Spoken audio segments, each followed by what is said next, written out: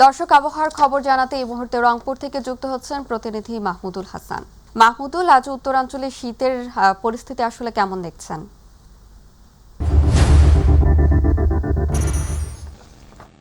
লোপা, শুভ সকাল। আপনাকে জানিয়ে রাখি যে শীত আসলেই এই উত্তরাঞ্চলের মানুষ বলেন, পুরো দেশের মানুষ একেবারে প্রত্যাশিত যে সূর্যের দেখা সেটি কিন্তু অপেক্ষায় থাকে। সেই সূর্যের যে দেখা সেটি গতকাল থেকেই, সকাল থেকেই কিন্তু মিলছে এবং যে সাধারণ মানুষের মাঝে যে কর্মচাঞ্চলতাটা সেটি কিন্তু আমরা ফিরে আসতে দেখেছি। এবং বিশেষ করে জানিয়ে রাখি যে যদিও বা রংপুর আবহাওয়া অফিস আজকে সকাল 7:30 নাগাদ যে তাদের যে আবহাওয়া অফিসের তথ্য মতে রংপুরে 12.5 ডিগ্রি সেলসিয়াস তারা তাপমাত্রা রেকর্ড করেছে এবং সর্বোত্তরের যে জেলা পঞ্চগড়ের তেঁতুলিয়ায় সেখানে 8.5 ডিগ্রি সেলসিয়াস তারা কিন্তু তাপমাত্রা নির্ধারণ করেছে। যদিও বা তাপমাত্রা যেটুকু রয়েছে এবং আজকে সকাল থেকে কাঙ্ক্ষিত সূর্যের দেখা মেলার পর থেকে কিন্তু আসলে আমরা দেখেছি যে যারা বিশেষ করে শ্রমজীবী মানুষ রয়েছে, কর্মজীবী মানুষ, তাদের মধ্যে কিন্তু কর্মচাঞ্চলতা ফিরে আসতে দেখেছি। এবং বিশেষ করে জানিয়ে রাখি এখনও যে কুয়াশাচ্ছন্ন পুরো যদিও বা সূর্যের কাঙ্ক্ষিত দেখা থাকলেও যে কুয়াশা এখনও কিন্তু আসলে বোঝা যাচ্ছে যে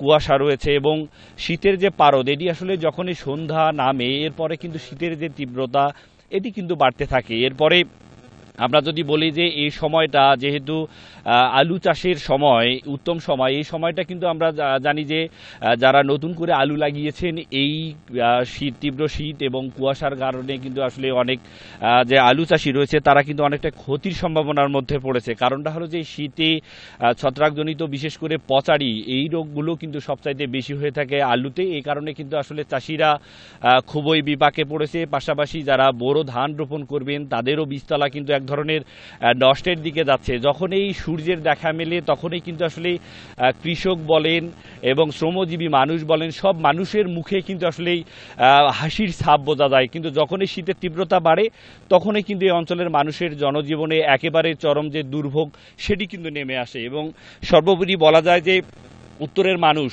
আসলে সবচাইতে বেশি বলে রাখি যে উত্তরের যে মানুষ সেটি কিন্তু তারা যেটি বলে যে বিশেষ করে আমরা দেখেছি যে ছিন্নমূল যারা মানুষ রয়েছে, বিশেষ করে রেল স্টেশন এবং চরাঞ্চলগুলো, তিস্তা চর বেষ্টিত যে রংপুরের বিভিন্ন জায়গাগুলো রয়েছে সেখানে কিন্তু যে তীব্র এই শীতে যে আসলে গরম কাপড়ের যেটুকু প্রয়োজন ছিল সেই প্রয়োজনের তুলনায় কিন্তু যে কাপড় বিতরণগুলো হচ্ছে সেগুলো কিন্তু গরম কাপড় খুবই অল্প। এবং সেখানকার মানুষের সাথে কথা বলছি, তারা যেটি বলছেন যে আসলে এই শীতে অন্তত যখনই এই সূর্যের দেখা মেলে তখন কিন্তু শীতের যে প্রকোপটা কমে যায় এবং রাত্রে যে শীতের প্রকোপটা বাড়তে থাকে তখনই কিন্তু ছিন্নমূল মানুষদের যে জীবন কষ্ট সেটি কিন্তু আসলে ধীরে ধীরে বাড়তে থাকে। আসলে তারা যেটি প্রত্যাশা করছে যে সরকারের পক্ষ থেকে বিগত সময়ে যেভাবে শীতবস্ত্র বিতরণ হতো সেটি কিন্তু সেই তুলনায় এবারে খুব একটা চোখে পড়েনি, এমনটাই কিন্তু আমরা দেখেছি। এবং সরকারের পক্ষ থেকে যেটি বিতরণ হচ্ছে সেটিও কিন্তু অল্প। তবে এই অঞ্চলের মানুষের যেটি প্রত্যাশা যে এই শীতার্ত মানুষদের পাশে যেন, যেহেতু এখনও শীত কিন্তু রংপুর অঞ্চলে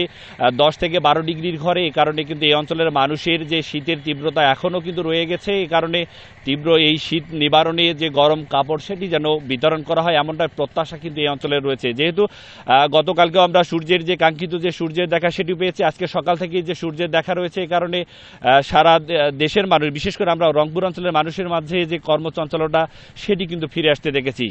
এই ছিল লোপা রংপুর থেকে আজকের শীত নিয়ে সর্বশেষ পরিস্থিতি। মাহমুদুল, আপনাকে ধন্যবাদ। দর্শক, আবহাওয়ার সর্বশেষ খবর জানছিলাম রংপুর থেকে আমাদের প্রতিনিধির মাধ্যমে।